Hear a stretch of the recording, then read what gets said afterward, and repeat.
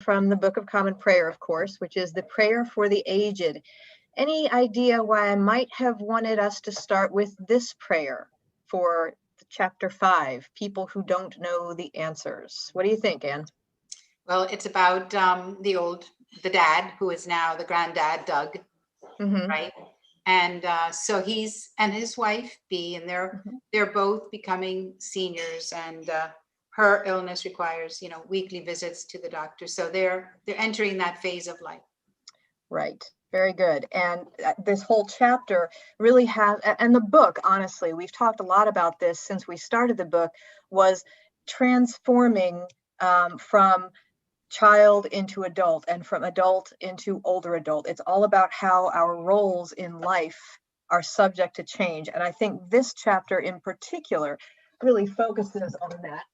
Get a little light over here. Really focuses on that because we have Ian, who we see his transformation, and he, when in the first chapter, we see in his mind, he anticipates adulthood as being, gosh, I just can't wait. I'm going to be able to do whatever I want, and I'll be a grown-up, and people will automatically respect me because I will have the benefit of age on my side. And he has turned into really, it's not fun all the time being an adult. Who knew? You couldn't have told me that before I began my process of becoming an adult. I wouldn't say I'm quite there yet. But he is changed, fundamentally changed. And Doug and Bee are seeing how their roles are changing as most older peoples do, if they're lucky, transforming from caregiver into the one who is receiving care. And that can be very hard for people. And I think for particularly for a certain couple of many generations, actually, I do believe that for men who have up until fairly recently in the course of human history been providers and breadwinners, I think that's an especially difficult transition when you have been responsible for all the things.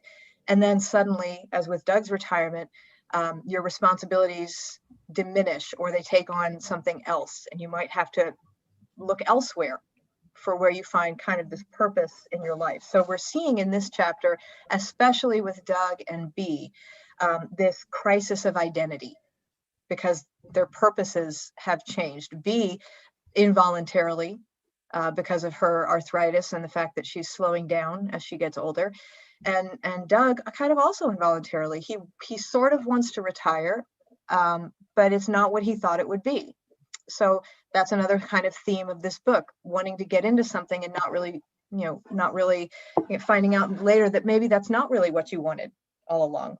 So for those people joining us tonight who have gone through years and years of work and then retired, the first sentence I think might have resonated a particular way with you. After Doug Bedlow retired, he had a little trouble thinking up things to do with himself. If you have made your work your life, and this is written in a time before computers allowed us, for good or ill, to extend our work life in a certain capacity. But anyone else who has worked for years and years and then not worked anymore, for those of you who have gone through that, would any of you be willing to address any feelings of sympathy or not with Doug? Maybe it was a great relief to you and you could find all of this time to do the things you wanted to do. But I'd like to hear from those of you who have dealt with that and see if you have anything that really resonated with you. Brenda, you look like you just can't wait to say something. Go.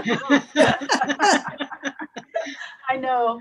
I remember when I retired, well, we had a program and we sang on the stage and we did the 12 days of Christmas.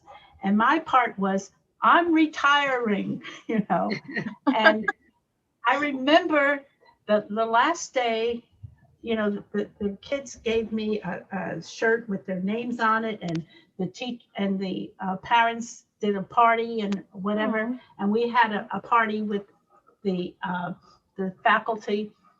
But that last day, when I was packing up my stuff, tears started coming down my eyes because I said, what am I doing? Am I really retiring? But the main thing was my husband was also retiring. And I said, I'm not going to go to work and he's laying in bed. So, you know. Retire just to spite him. That'll show him. Right. Right. But the good thing about it was during the summer, I did have a job at Montclair State University because I worked in the reading lab, and I helped students who were incoming from the EOF program, who were from Jersey City and Newark, and these were minority students, and I helped them with their reading. And so during the summer, I still, you know, did something. But then when September came, I saw at St. Bart's, you know, their festival. And I said, oh no, this means the school's going to start and I don't have a job. And I know.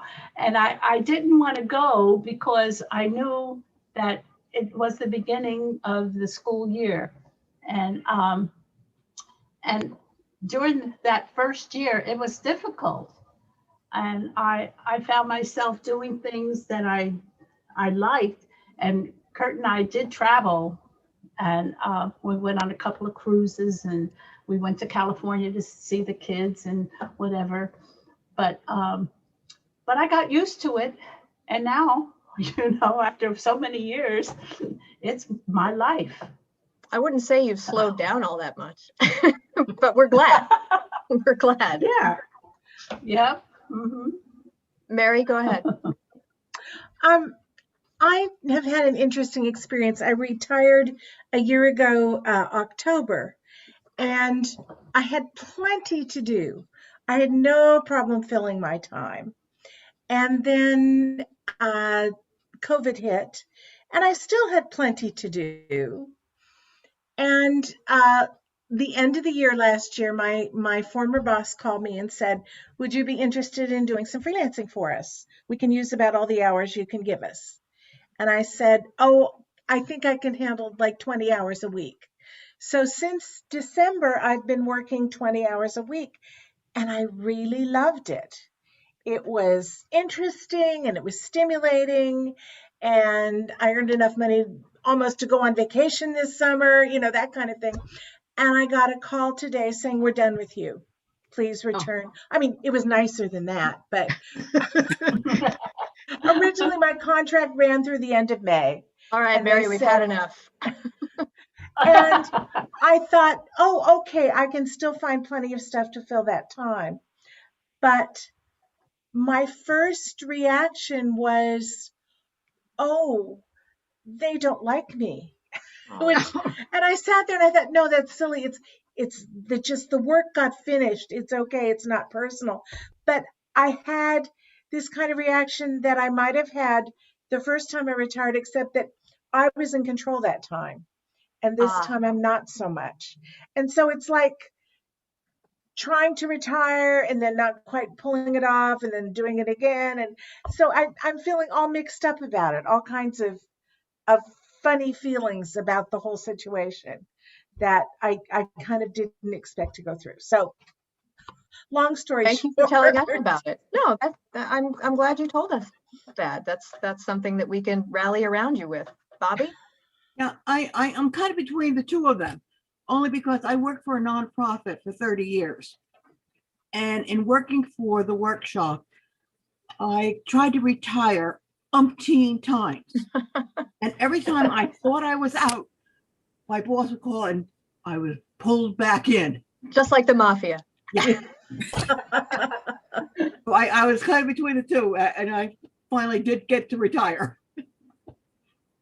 Well, I would make the statement, and I would be welcome to hear arguments from that we live in a culture, a society that tends to emphasize who you are is made up primarily of what you do.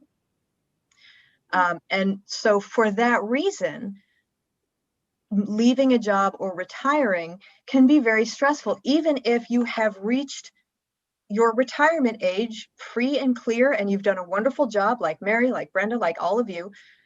Even if you've done a wonderful job, there comes a time where somebody asks you, oh, well, and what do you do?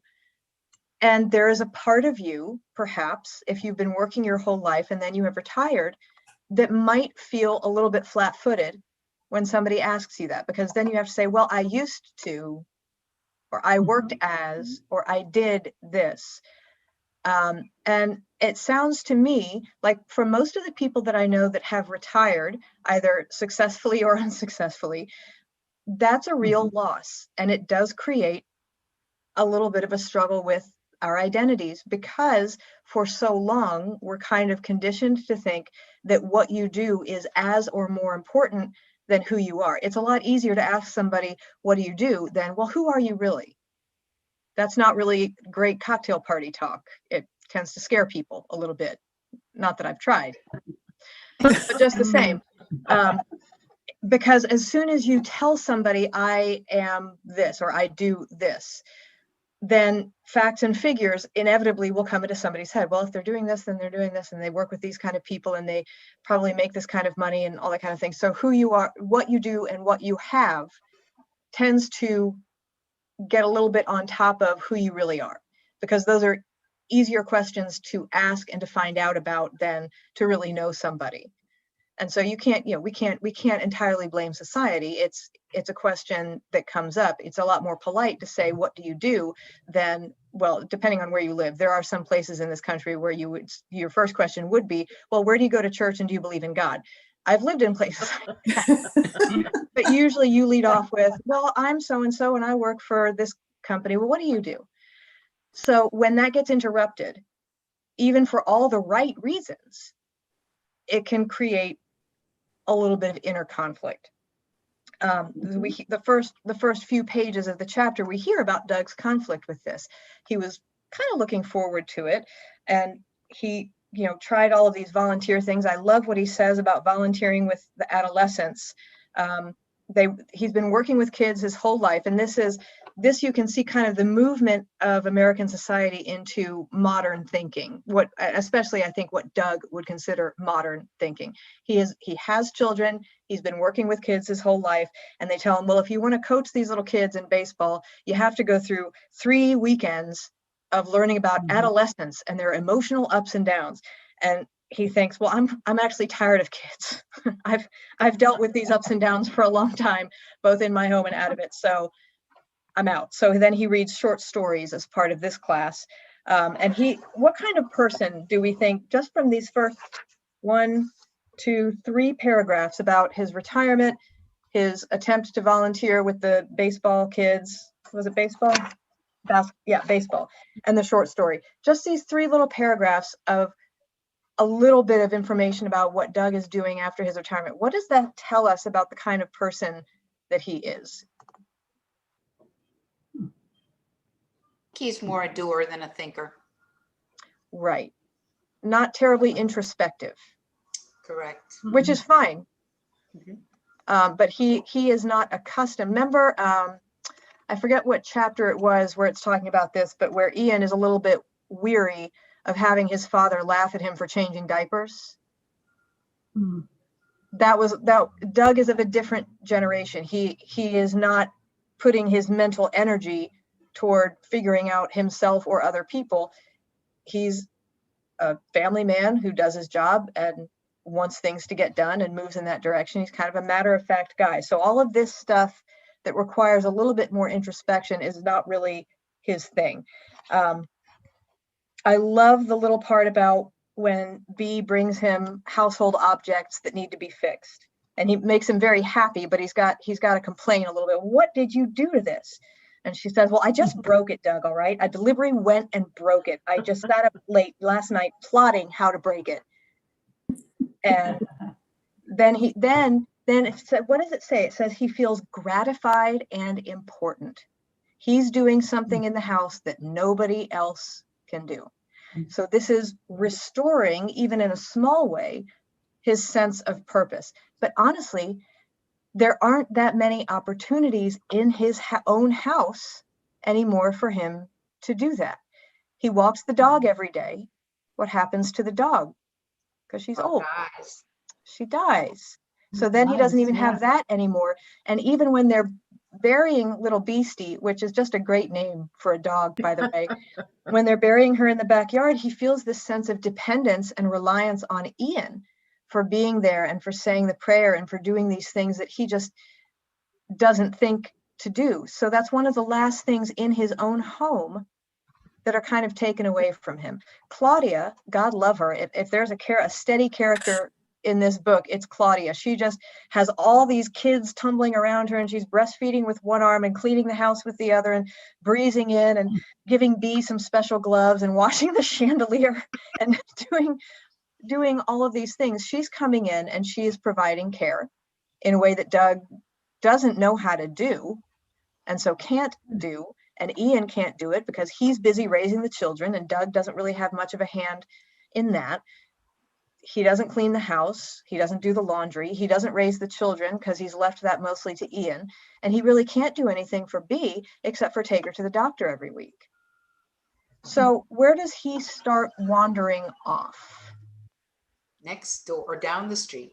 Down the street. The foreigners. The foreigners, yeah. Yeah. So what do we think of Doug's relationship with that household? What's going on there? What do we think?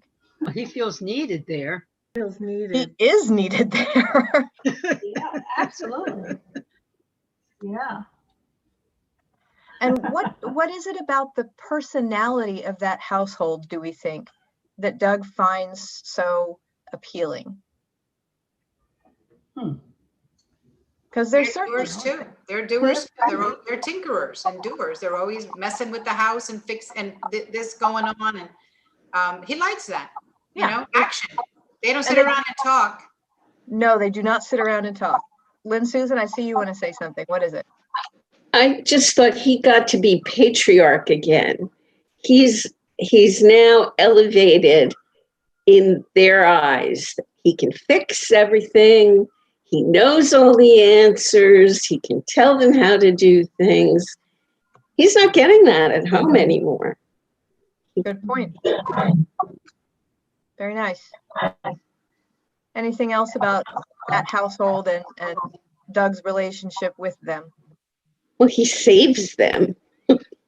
He tries. They don't always listen to his advice. Mm-hmm. What He else? drinks beer. They offer him beer. You can't beat that. Yeah. A free Yeah. beer and all the weird electronic devices you can get your hands on. I can't think of a man who would turn that down. I No think offense, no offense, gentlemen. they're accepting without judging him. That is a really big part of it. And they're very laid back. If they fix something, great. If they don't fix something, it's not that big a deal.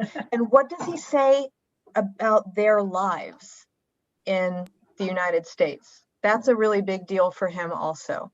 It's something that makes him comfortable, and it's also something that makes that household for him a little enviable. What does he say about they're coming to America to go to school, and then when they go back home? Anybody remember? No. When he's kind of in the thick of things with them, when it talks about how he goes there every day and he smells their food cooking, and honestly, I was tempted when I first read this book to make the wall by my phone kind of a great big post-it note, because I just love the idea of writing on the wall with a marker. It's so easy, just all your numbers and information right there. What he says is, for them, this is not their real life. It's his real life. He's got to keep doing his thing here. But for all of these foreign exchange students who I think we're led to believe that they're at Johns Hopkins or one of the other major, technical medical universities that's in Baltimore, they come here and they have these few years in America where they can wear their blue jeans and they can buy these old cars or inherit them and run wires through the windows and kind of just, oh, well, we wrecked a car. Never mind. Next, but they will go back and have what Doug calls their real life, where they too will have jobs and get married and raise families and agonize over things and rejoice over things in a way that they don't here. And so it's not just an escape for them, it's an escape for him, right? The one thing that struck me before all of this happened was that B asked him, why doesn't he go out of the house? Why doesn't he find something to do? She wants him out. He doesn't want him there. And here he finds some place where he can go. That's just struck me as really harsh.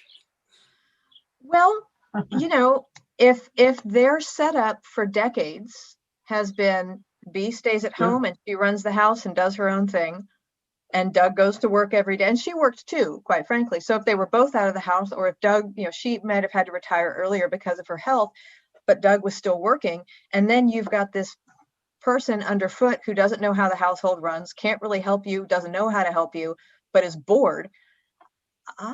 That's exactly it. You're right. That would, and they've been married for a long time. I doubt that they're walking on eggshells with each other when it comes to having these kinds of conversations.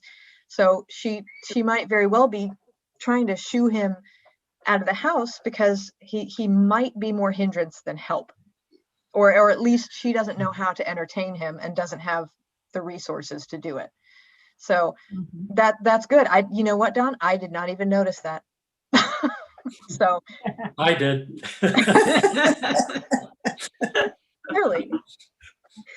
So let's keep moving here. Let's see. We've talked about a little. We'll come back to the foreigner's house. I want to focus on one little. She's really good at inserting these seemingly disconnected vignettes into the larger work of the chapter and of the book. In one part of the chapter, he's taken her to the doctor's office.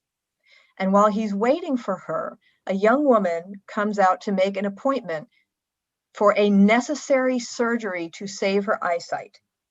And she needs to put it off. And she keeps putting it off. And the doctor even comes out and says, this is surgery, not a hair appointment. We're talking about your eyesight. And she says, well, I'm busy that day. He said, this is the kind of problem you take care of now. You take care of yesterday, not next week or next month. I can't state that too strongly. Yes, but I happen to be occupied that day, the young woman said. Then B came out of Dr. Plum's office, and Doug didn't get to hear the end of the conversation. He kept thinking about it, though. What could make a person defer such crucial surgery? She was meeting a lover, but she could always meet him another day. She'd be fired from her job, but no employer was that hard-hearted. Nothing Doug came up with was sufficient explanation. Imagine being so offhand about your eyesight, about your life, was what it amounted to, as if you wouldn't have to endure the consequences forever and ever after.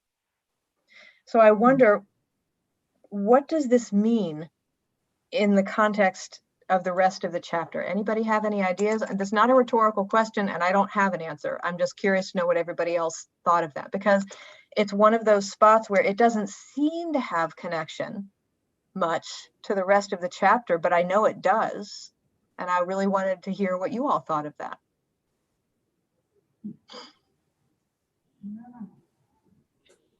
I think he said it was a young woman, right? He did. Yeah. So That's important, I bet. yeah, not being farsighted enough to understand the consequences of something, or have that perspective of hierarchy of priorities, and feeling a little invincible that well, other people might, but surely not me. This is probably something not that big a deal.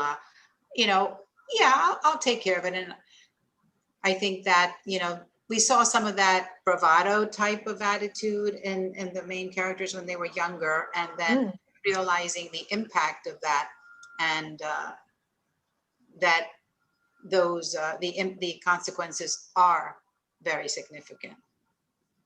Thank you. And now that you say that, again, that kind of reinforces Doug is just not that kind of guy. He is doing it to get it done, and he's logical, and he seems to think things through. So that would be kind of averse to his way of thinking. Any other ideas about that? I think she just may have been afraid. It's not a pleasant thing to have to undergo surgery. No. And if she was new to it, it can be frightful. So she's just putting it off. Yeah. And Doug doesn't understand that, the fear. Okay.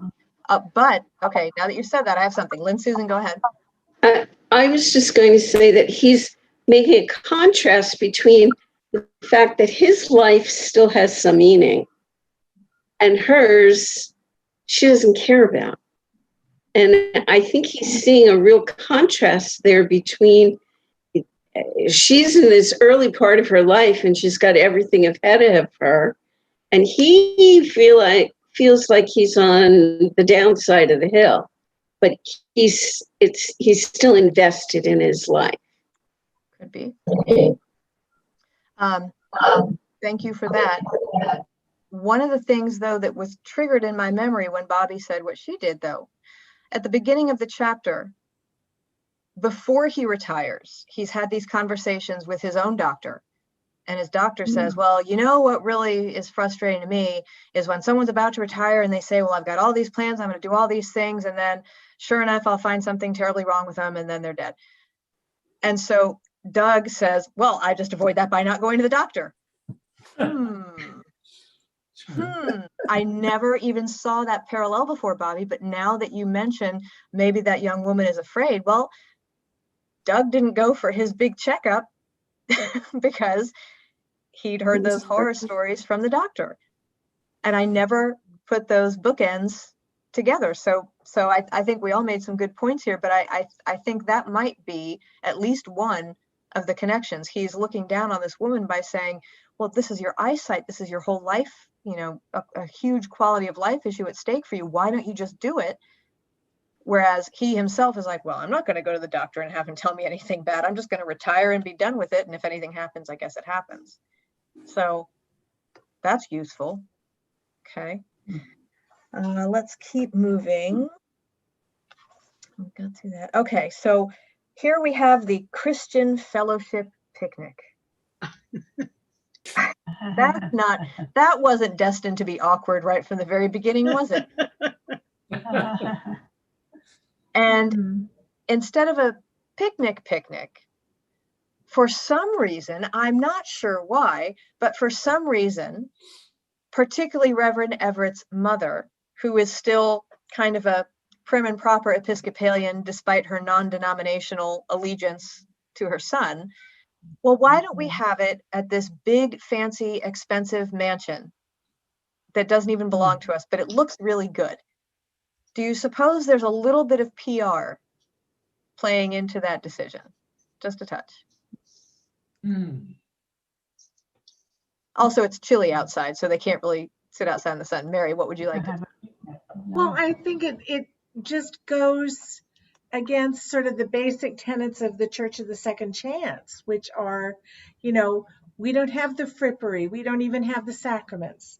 We do things in the simplest way possible. We have the summer camp that involves going to somebody's house and playing in their backyard. And I think she's, I don't know whether trying to class up the place a little bit or can't accept that part of her son's church, that she just sort of wants to raise the tone a little bit. That's sort of how I interpreted it. Okay. Any other input on the locale of the fellowship picnic before we move on? Or something? Say again? Was it the horse farm or somebody's? It's friends of the family who have said, oh yes, we're going out of town and you're welcome to use our house for your church group. Is what it was. But it is this very big, beautiful house, you know, fancy and out in the country where the rich people live, kind of thing. It's the horse farm. Okay, thank you for that. So when Ian invites him, I found this very telling. So he invites them and it's very awkward and he's trying to explain it to them. Well, I've never understood what people meant by fellowship. And he says, it's just getting together. And he says, Reverend Emmett wants us to ask, you know, people we care about, people who wonder what we believe, people who might feel hostile to us. What does B seize on out of those three? She says, we're not hostile. Oh, yes, you are, B. People we care about, people who wonder what we believe, people who might feel hostile. She doesn't feel any need to defend herself about, well, of course, we're someone that Ian cares about. We don't really wonder what Ian believes because we've had it ground into us for the past couple of years. Well, we're not hostile. I think it's really, again, conversationally and psychologically so clever for Ann Tyler to make that such a natural reaction. Of course they're hostile. And of course that's why they're defensive. What's the word? The bitten dog howls or something like that. If you feel as though somebody's tagged you, that's the first thing you're going to defend yourself against. And he says, then maybe you would qualify for one of the other groups. For all of his tempestuousness as a teenager when this book started, hasn't Ian become a calm, even-tempered individual? It's really quite something. I love watching his evolution throughout this book. I don't know how realistic it is, but maybe it is. I don't know anyone that's ever had to deal with that situation. And so they don't want to go, but then he says, well, but the neighbor's coming. And they're like, ah. Well, we can't have nosy Mrs. Jordan showing up and us not go. So they all end up going. That was a clincher. Yes, that was the clincher. And Mrs. Jordan has been around from the very beginning. She, if you will remember, she's the neighbor that walked in when Danny brought Lucy home for the first time. So she's an interesting common thread throughout the whole book. This is not the last time we'll see her either. But she's kind of a funny little character study that pops in and out of the book. But she's super excited to go, and she's all dressed up. She's got on this fancy hat and a big dress. She's like, woo, a church picnic, hooray. So she's a funny lady. So they come, and it's this wonderful party. And they end up for a little while actually kind of enjoying the energy that's there. She writes, it's true that there was something joyous in the atmosphere. Everyone converged upon the food. Well, that's important. Clucking and exclaiming. The children turned wild. Even Agatha, ponderously casual in a ski sweater and stirrup pants, pushed a boy. So they're talking, and the church members are showing people the house as though it's the church's house for some reason. And this one father gets into a conversation with Doug. And the first thing he says is, why, this is not bad.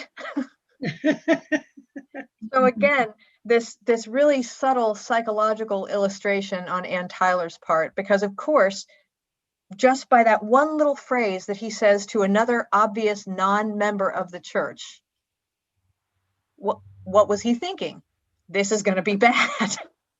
And he's eating his fried chicken. He says, well, this is not bad. And this woman, the hippie, who is this man's daughter, knows him. He doesn't think he's ever met this woman, but she says, oh, his son is Brother Ian. I just think Brother Ian is so faithful. And Doug doesn't really know how to take that. And the other dad says, oh, this is my daughter. Have you met? And Doug says, no, I don't think we have. And she says, no, we've met. I'm the one who fetched your grandchildren from school every day when your wife was in the hospital. Oh, yes, Doug said. He didn't have the faintest memory of it. I fetched the children for Brother Ian, and then Brother Ian closed up the rat holes in my apartment. So again, just this little exchange tells us a whole lot that we need to know, right? We're in this beautiful, fancy, big house, and one of the church members is saying that Ian came and closed up all the rat holes in her apartment, and that she did them this wonderful, kind service as part of the church, and Ian returned the favor as the church. They're still very much committed, we see, to this idea of we do things for each other. When you serve me, then I am called on to serve you, which is a great way of doing things. I mean, I still don't agree with no baptism or communion, but I really love the fact that when somebody does for you, you search in your heart to figure out what you can do for them. I don't know about it being a strictly quid pro quo. We should be called to do things in love, But at the same time, sometimes having that exchange is a good way to go about it. So this whole other world of Ian's opens up for Doug that he knows about, but it never registered with him that this church is actually a good thing, that it's actually, whether he doesn't remember it because he didn't have to do it. He doesn't remember it because he's not the one that had to go pick the kids up from school when B was out of commission. It never registered with him. Can we think of times in our lives when people might have done us a favor, even a very great favor, and we didn't know it? Mhm. Or we didn't find out maybe about it or have it really register with us and able to express our gratitude until later? I think that might be something worth thinking about as you go to bed tonight. What are some things that perhaps were done for you that either didn't register with you or you didn't find out about or didn't really think about until after the fact that you're grateful for? Because it happens, I'm sure, all the time. It would be great if it happened intentionally more, but it's nice that it happens at all. So Doug kind of is thinking about this, and then her father preempts the inner monologue that Doug is having by saying, well, my daughter lives in a slum. Oh, now, Daddy, she makes less money than I made during the Depression, and then she gives it all to this church of the second rate. No, it's second chance, and I don't. She says, I tithe. I don't even have to do that if I don't want to. It's all in secret. We don't believe in public collection. Now here, we're getting into the heart of some pretty heavy church politics, and it is not exclusive to the Church of the Second Chance, nor is it exclusive to wealthy churches, nor is it exclusive to any denomination. She continues by saying, you act like they're defrauding me or something. And her father says, now let's see if he's a churchgoer. Let's see what we think about this. Maybe he is. He says, they're a church, aren't they? A church will take its people for whatever it can get. Hope that doesn't offend you, he says to Doug, not to his own daughter. Hope that doesn't offend you. And he goes on and he says, you want to hear what I hate about most churches? They think they know the answers. I really hate that. It's the people who don't know the answers who are going to heaven, I tell you. And his daughter very rightly points out, but the minute you say that, you see, you yourself become a person who knows the answers. So stop. Let's look at the first part of this. What has happened to Mac, this hippie woman's father, that right off the bat, they have not even been talking for 2 minutes. He airs his views about what church does. Where might he have gotten that impression? A church will take its people for whatever it can get. What is he saying? What's he saying about stewardship? What's he saying about tithing? What's he saying about contributing to the life of a community? Well, he's saying it's not genuine, that they're all frauds, that every church is organized just in its own interest rather than the interest of its people. Okay. Sounds like Obviously, he had a bad experience at one point, evidently. Maybe. Anne? Yeah, I was going to say it's a lot of times people get burned and that burn never heals, and that they just carry that bad feeling or, with them, and it sadly colors, everything. So maybe, I don't know, a real lived experience is what is needed to change somebody's bad memory. Otherwise, they just impute it onto. Yeah. So, I mean, what do I get out of it? What do I get out of a church? Some churches require that you commit before you can join. That you commit to a certain, I know synagogues too. You have to upfront. They just tell you it's like a membership. You must pay this much, money. And if you're used to that, you just accept it and you go, yeah, they need that for the upkeep, blah, blah. You just accept it. But then that if you have had a bad experience, you just You know, who wants to give out good money for not getting anything good in return? I know my brother-in-law at one point was going to join a church, and he was at a meeting, and the minister said, you know, well, you have to tithe, you know, this amount of money. And he was making quite a bit of money. And he and his wife decided that instead of joining the church, they moved to Florida. And, you know, forget it, you know. Okay. I have I known don't know. people who won't belong to a church because they don't want to spend their money that way. Okay. Okay. That was also the years of the cults that really got started, where they had to give up everything if they wanted to join. That's worth noting. That's worth noting. There was a huge rise in cult followings and cult creations in the late 60s, early 70s. So that's certainly a valid point. And she made it clear that this is like this hippie-ish, oh, peace, love kind of women. We had in Gainesville, when I was growing up, we had this, I don't know who they were, but they were called the Jesus people. And they were Christian hippies, you know, they looked like people out of the Bible. They wore like the long robes, but with love beads too. They were still wearing love beads at that point in time, I guess. And, you know, the guys and the girls had long hair, and they would kind of stand on street corners and do, you know, John 3:16 and show up all over the university campus. And my parents were like, well, that's a cult. That's crazy. But yeah, that was a thing. So he might have been wary about somebody, but he says specifically churches. So I think that's important. Anything else about what that subject entails? It's a very sticky subject. I say this as someone that pledges, and I say that as the pastor of a church that is always worried about how we're going to pay for things. It is very difficult to talk about money in a church. And there are lots and lots of reassuring statistics and things that says, well, you just tell your congregation, what did Jesus talk about the most in his ministry and in his parables? He talked about how we spend our money and what's worth things to us and what we should be doing. And he tells the rich man to sell all he has. That doesn't make it any easier.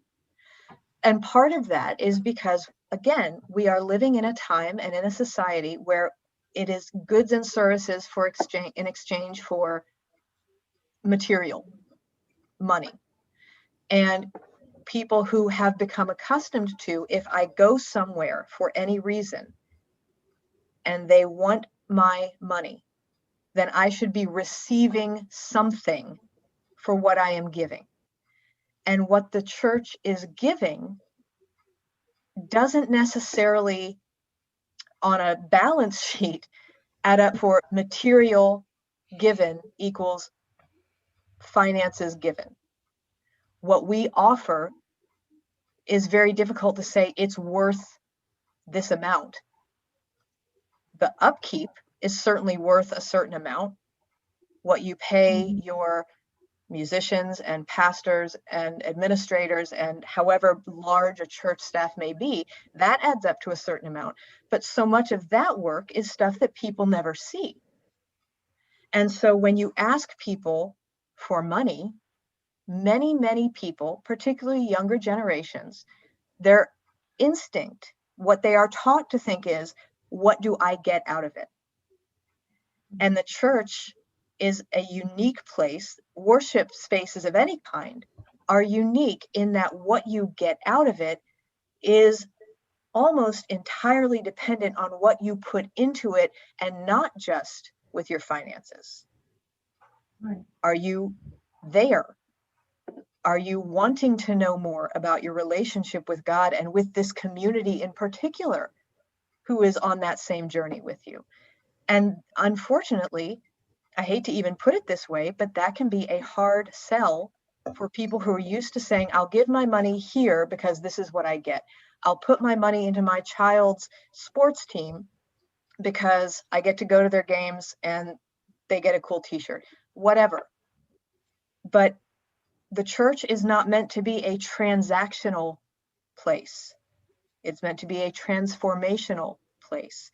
And that's really hard for people who are, money in, money out. That's hard to communicate.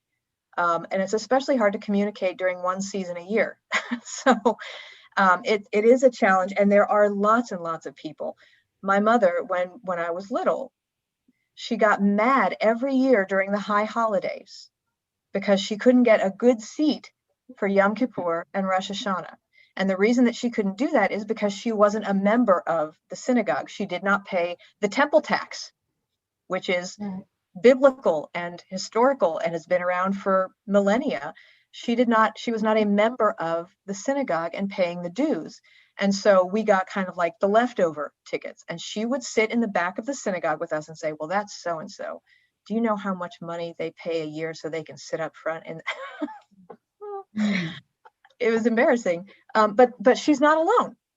She's not alone. And there are people then who think that you have to pay a fee in order to worship God, which is also the wrong impression. Don, go ahead. You've been waiting. I remember one time I was in college, I just ordered a course. It was on religion. And somebody had taken umbrage about something selling religion or something like that. I remember a Quaker friend of mine stood up and said, the greatest salesman that ever existed was Jesus. And so if we remember that in a way, it's not, you can translate that also into the financial aspect of a church, as well as everything else. There's nothing wrong about selling yourself. I gotta process that, Don. I believe you, but I've never, ever thought about it that way. And I'm glad you said that. I will have to think about that. You're going to be our featured stewardship speaker, I can tell you that. Forget about that.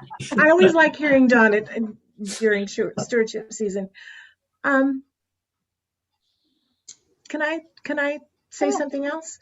I remember at this time, a movie at the same time as this book was written, a movie came out about a cult, and a young man who joined it and turned over all of his savings, and his family ended up kidnapping him and deprogramming him and everything. And the title of the movie was Ticket to Heaven. And I think some people see the whole joining the church thing or contributing money to the church thing is, this is how I get in. I'm showing my willingness to support the operations of the church, and God's going to remember me when I die.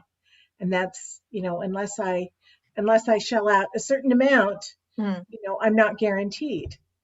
I think, I don't think that's that common a viewpoint, but I think it's underlying a lot of people's attitudes.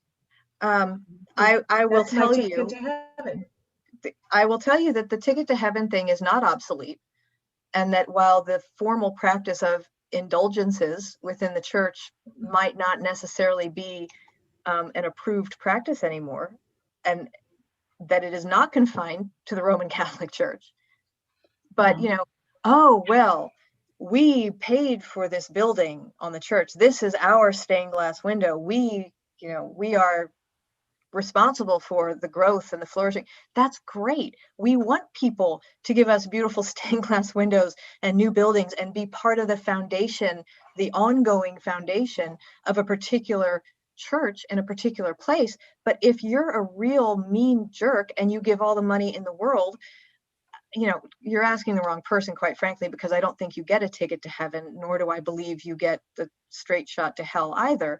That's not what it's about. But again, that's reducing a relationship to a transaction.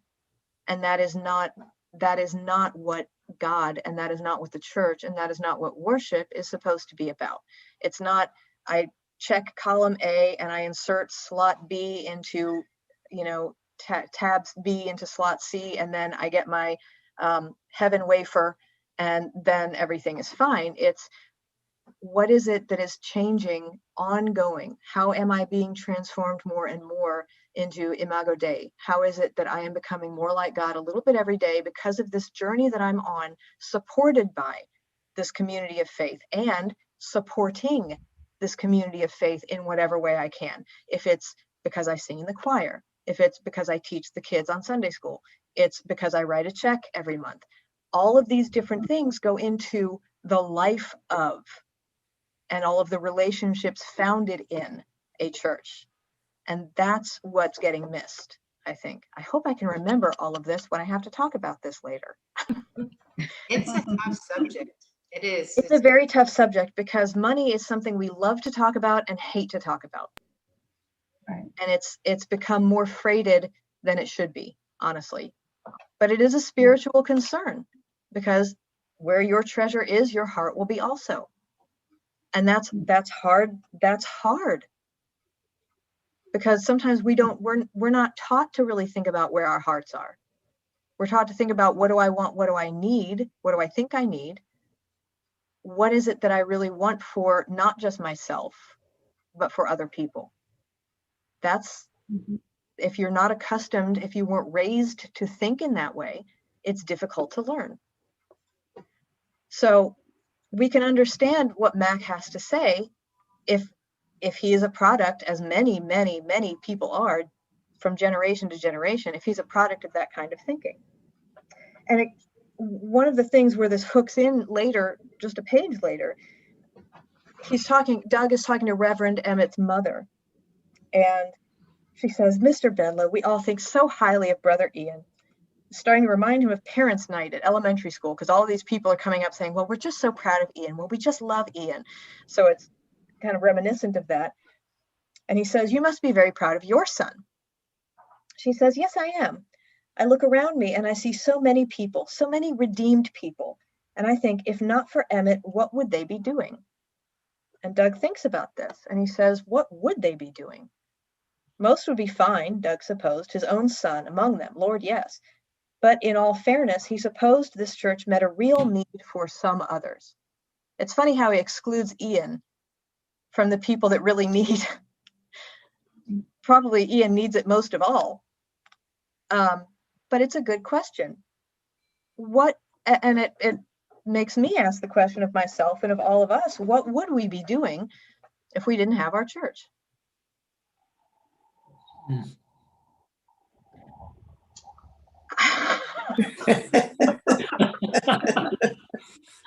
don't know. Searching. We would be somebody else. We wouldn't be who we are, for sure. We would all be somebody else, and somebody bereft of something wonderful that We wouldn't know each other. Wouldn't that be sad? Yes. Yes, it would be. That's so true. I know if I didn't have the church, I'd be one of the Golden Girls. And I Well, don't that's want to not be. so bad. You could do a lot worse than the Golden Girl. I love the Golden Girls. I know. I think that ties into what's it worth to people to be part of the church.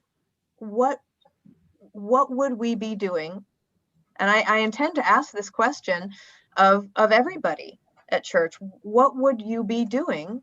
What would your life be without All Saints? It's a terrible thought.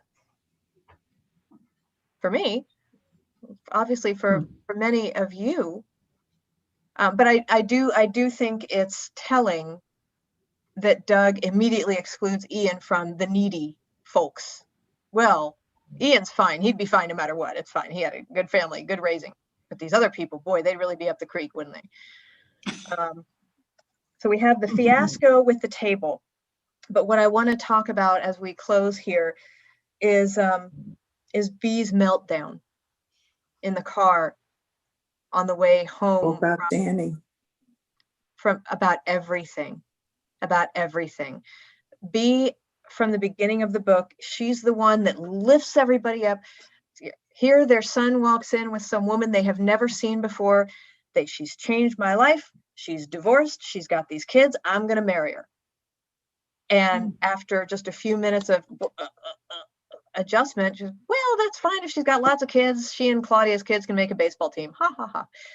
And now they're married. Now we've got these kids here. And now the baby is premature, but isn't she just wonderful? And we love her, and we love Lucy, and we love our family, and everything is great.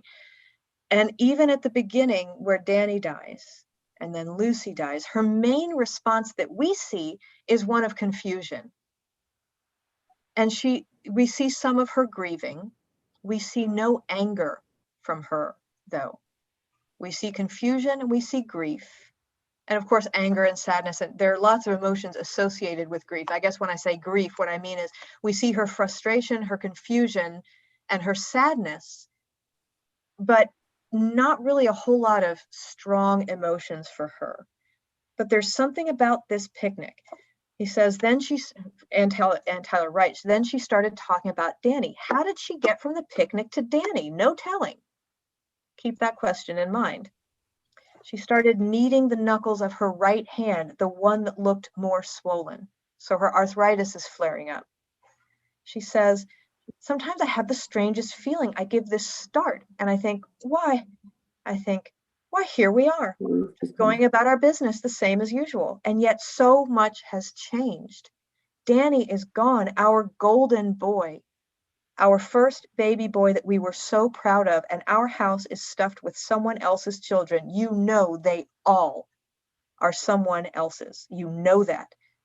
And Ian is a whole different person, and Claudia is so bustling now, and our lives have turned so makeshift and second class, so second string, so second fiddle. Remember the verbiage when they were talking about the church. Her dad, that hippie woman's dad, on accident calls it second rate. The church itself is called second chance.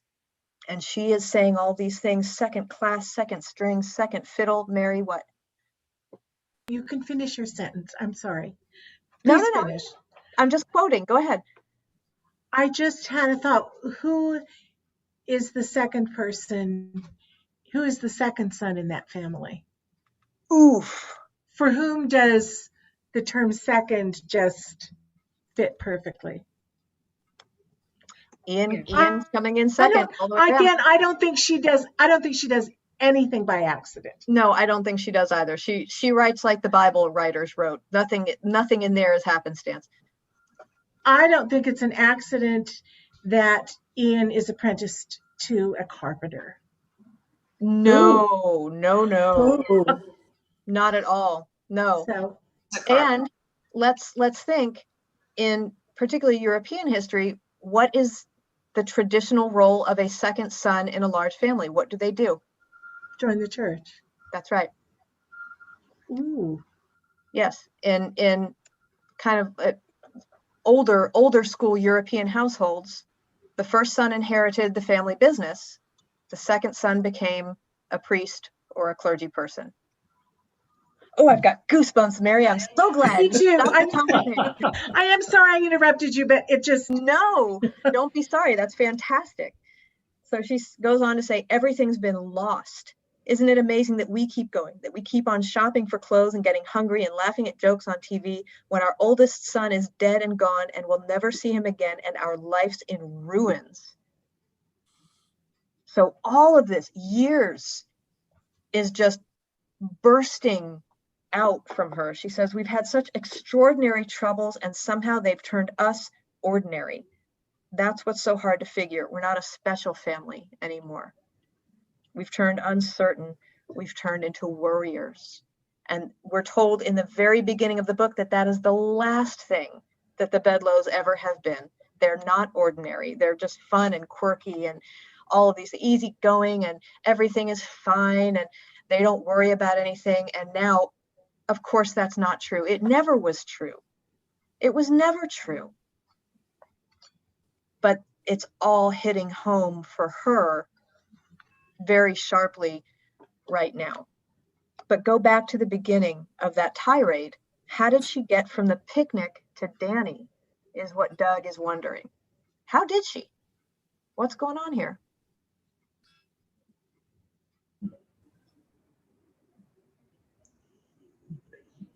I'm with Doug. Okay, that's fine.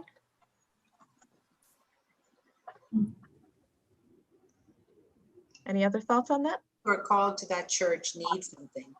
They've lost something. They are like we would be, our church, bereft. And that's why it's second chance. Obviously, the first chance came and went. And her first, the first glow of the family was of, the kids that made ranks of the popular kids in school who had the good looks. And at that particular time, in that particular setting, they were first place. And, extrapolating, this is a little bit going beyond the book, but I really think that, and we all, at a certain age, you can look back, and even among your friends and acquaintances, you can look back at people, having several rankings in your lifetime. Maybe you could say, oh yes, at this time, I have friends that say, oh, in 5th grade, I was the smartest kid in the class. I was, in 5th grade, goodness, whatever. Sometime in your life, or you can see it in other people's lives, but sooner or later, we all fall into need. We all fall into the time of sorrow and need. And if we're lucky, we have a second chance place to go. We're really lucky, a third or a fourth or a fifth, or yeah, an nth amount of chances. Thank you, Lynn Susan.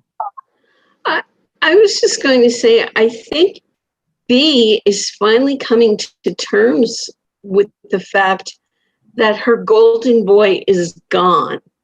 And Ian is not the substitution that she would like. And I think that's how she got from Danny to the party, that it was an inevitability. Now, Ian has taken over Danny's role in every conceivable way. He's taken on his children, for heaven's sakes, and his responsibilities within the family. And he's still not good enough for his mother. Still not Danny. Right. Yeah, she is speaking truth to a reckoning that has been going on for a very long time. Danny is gone. None of these kids are our family. She finally says what everybody knew, and it's heartbreaking because it makes it clear she knew. She knew. She's been waiting to say this. We know that they are all somebody else's children. Yeah, thank you, Lynn, for that. Her grief is not just, it's been unexpressed for a long time, and as wonderful as, and they've been hearing all night or all day, oh, Brother Ian, wonderful. Brother Ian fixed the marks on the table when somebody put a glass of water on it. Brother Ian is so wonderful, but he's not what she envisioned her family to be. And that's very painful for her. All right, anything else about chapter 5 that anyone wants to point out? Mary? I'd like to backtrack a little bit to Mac's comment about churches. Okay. Because he says it's the people who don't know the answers who are going to go to heaven, I tell you. And I think since also the chapter, the title of the chapter, I think people who don't know the answers. People who don't know the answers. And I heard, and I don't remember who said it, that the opposite of faith isn't certainty. I'm sorry, the opposite of faith isn't doubt, it's certainty. Right. And I think he's kind of tying into that a little bit. I don't think, obviously I don't agree with everything Max says, but I think he's onto something here. But his daughter is too, because he is taking his own hard line on this. Well, if you have all the answers, then you're not going to heaven. Yeah, but you think by saying that you are saying you don't have them either. And I'm just wondering, is Tyler applying that to all of the Bedloes, maybe to be in her newfound doubt? Could be. Of, their place and their status and as a special family. All of a sudden she doesn't have the answers either. Well, here's the thing about that, and here's why I keep pointing out that so many of the themes of this book are consistent.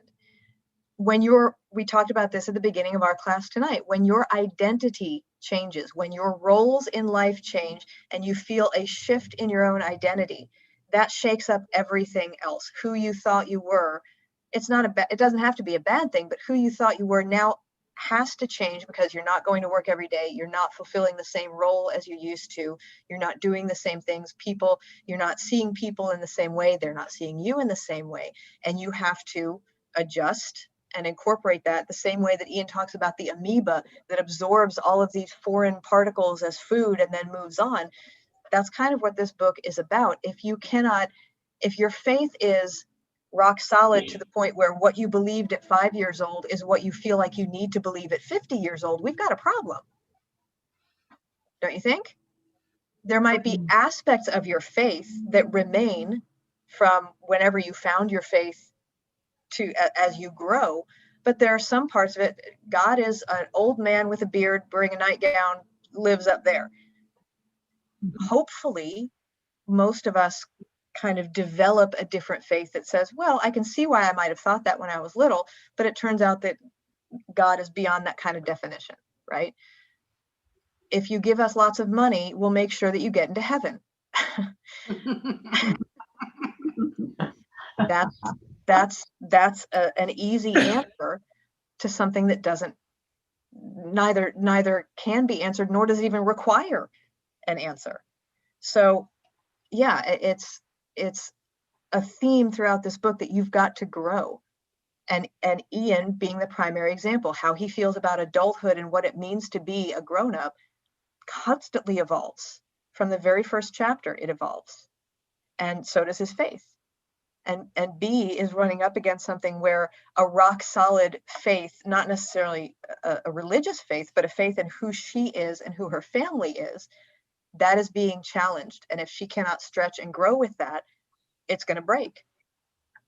And that happens to a lot of people, both in religious life and out of it. So thank you for that, Mary. Any other input about this chapter? I'd just like to say one thing about. Go ahead, Don.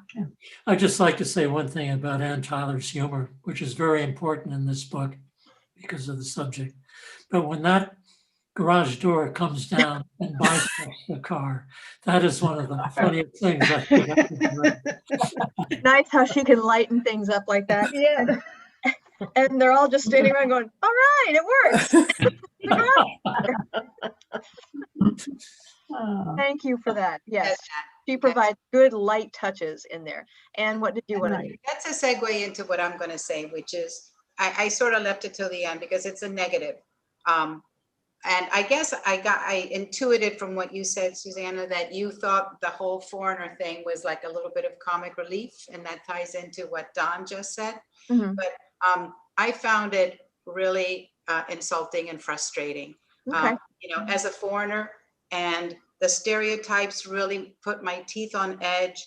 And these people, the way that he seemed prone, these people, and the way that she has them speak, that just threw me. Okay, as a foreign language teacher and a person who has dealt with foreigners, graduate students who come to this country to get an MD and a PhD and an engineering degree do not speak like this. They do not speak without articles. It was so stereotypical. I really resented the comments were just unbelievable. They pick other names. That's not true. I mean, some people do, but because it just. Well, remember a few things. Cartoon characters. I understand. And you're not the first person that has said this looking at this book. I will say we're seeing it through Doug's eyes.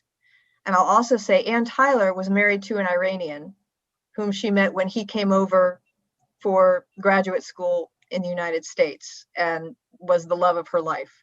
And I can't help but think that her depiction, at least a little bit, was informed by her husband's story and stories of other people that he knew.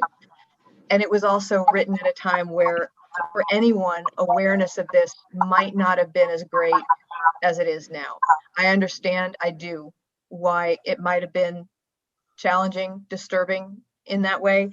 But I think she's trying to really depict it the way Doug would have seen them. And he sees them as not quite real. It's an escape for him. And It's so a version. Right. But I do hear what you're saying. And I understand. Okay. And just I had some of the same reaction, Anne. But one thing, in the 70s, I worked in a Japanese import-export firm in New York, and all of the Japanese people working there had picked Americanized names, and to make them easier for Americans to pronounce, basically, because Asian population does, but they are apparently Middle Eastern. There was an allusion to them.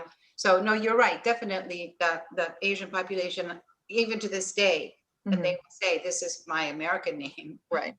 But I think it's worth noting that this discussion is happening and that we know they didn't choose those Americanized names because they wanted them. They chose them because it made life easier for them in a foreign country and not having to spell their name all the time or teach people how to pronounce it. And I think that's worth thinking about and worth discussing. I don't know that it would happen like that today. I think people are much more aware and would be more respectful. But I think we're looking at this through different sets of eyes and in a different time. But I'm glad you brought it up.